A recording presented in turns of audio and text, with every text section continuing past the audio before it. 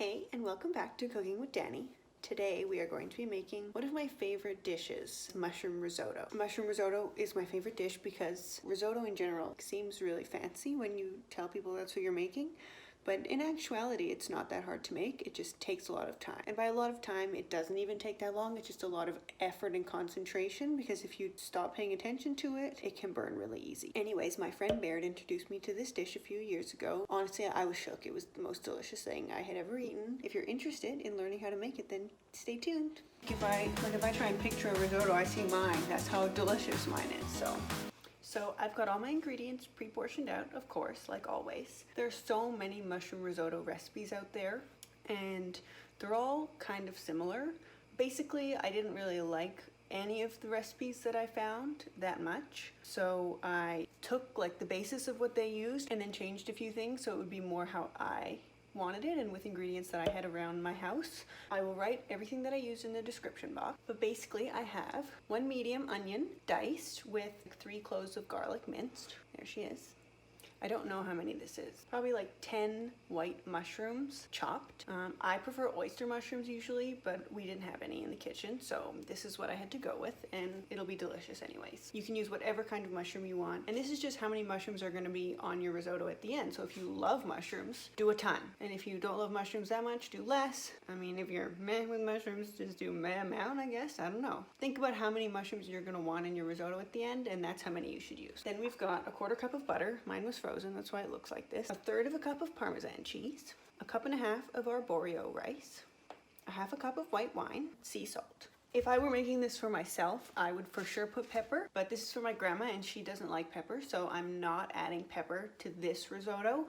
But if you like pepper, I definitely recommend adding pepper. And then on the stove here, I have 6 cups of chicken broth just warming up. And if you want this to be vegetarian, you can use vegetable broth, and it will give a lot of flavor, obviously, because you're going to be cooking the rice in the broth. You can't really go wrong. First step is to add some olive oil to your big pan, about a tablespoon. Let that heat up for a second. Probably should turn on the stove. Once your olive oil's heated up, you're gonna grab your mushrooms, you're gonna put them in, and you're just gonna stir fry those until they're soft and they've released some of their juices. All right, so this is what you want your mushrooms to look like. As you can see, they're nicely cooked and there's a little bit of liquid in there. So now we're gonna take that out of the pan and put it back into the bowl. So once you take the mushrooms off, then you've got to add a little bit more olive oil and the onions and garlic. Then we're just going to dump these guys in. And you're going to cook them till they're a little bit pale in color. So once your onions start to look a little bit like this, they've just kind of taken on a little bit of a paler color.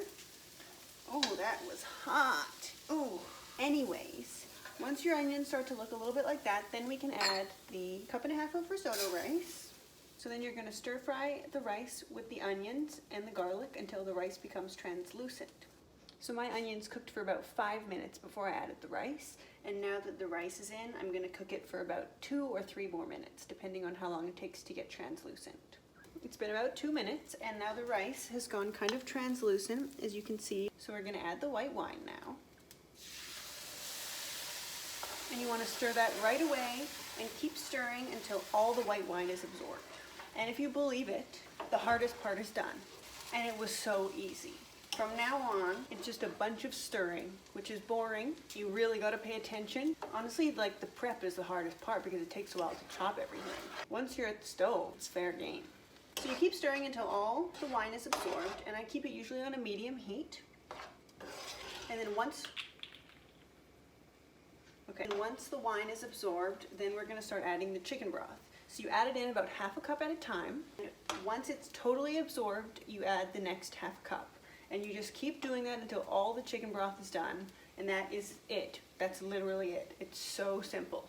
So as you can see, all the white wine has been absorbed by the rice. So now we're going to add the chicken broth. My 1/2 cup measure is dirty, so we're going to use 2 1/4 cups. And honestly, this is where it's great if you have someone who kind of wants to help in the kitchen but doesn't really want to do anything. And if you see when you move the rice, how just a little bit of broth creeps in on the edge, so it's still okay. Mix it around. Okay, great. So as you can see, there's no broth really creeping back out. So we're going to add our next 1/2 cup. And honestly, this is where it's great if you have someone who kind of wants to help in the kitchen but doesn't really want to do anything. And if you see when you move the rice, how just a little bit of broth creeps in on the edge, so it's still okay. So as you can see, there's no broth really creeping back out. So we're going to add our next 1/2 cup. and then mix it around. So you basically keep doing that until all the chicken broth has been added. So you just gotta add our next half a cup of broth. And having the broth warming while you're doing this and while you're doing all your prepping is really vital to the process here. Don't ask me why, but it is.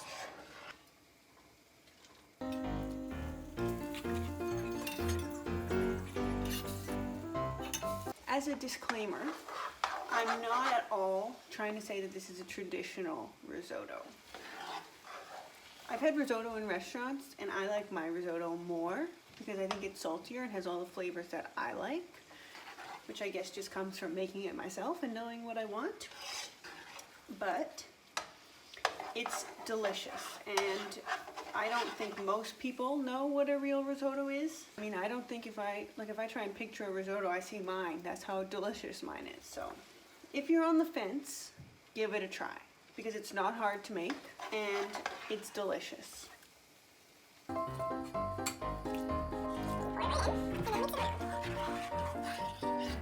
Okay, so we've come to the end of our chicken broth, and so we've got to give our risotto a taste and see if it's at the right consistency.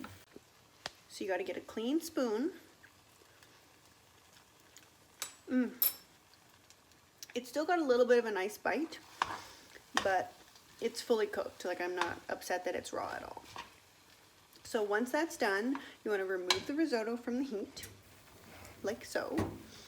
And then you're going to add the rest of the ingredients. So now we're gonna add the butter and parmesan. You're gonna mix those around until they melt. So you wanna do this right when you take it off the heat so it melts pretty quick. You're just gonna mix it around until it's all the way melted and fully incorporated. So once the cheese and the parmesan is melted, it gets nice and thick like this. As you can see, it just like looks delicious. So then we're gonna add the mushrooms from before with their juices. Nice. And we're gonna mix those through too. So this is how it should look.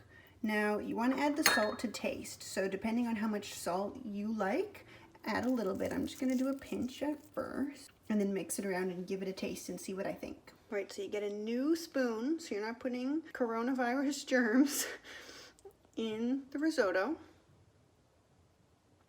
Ooh, okay, let's give it a taste.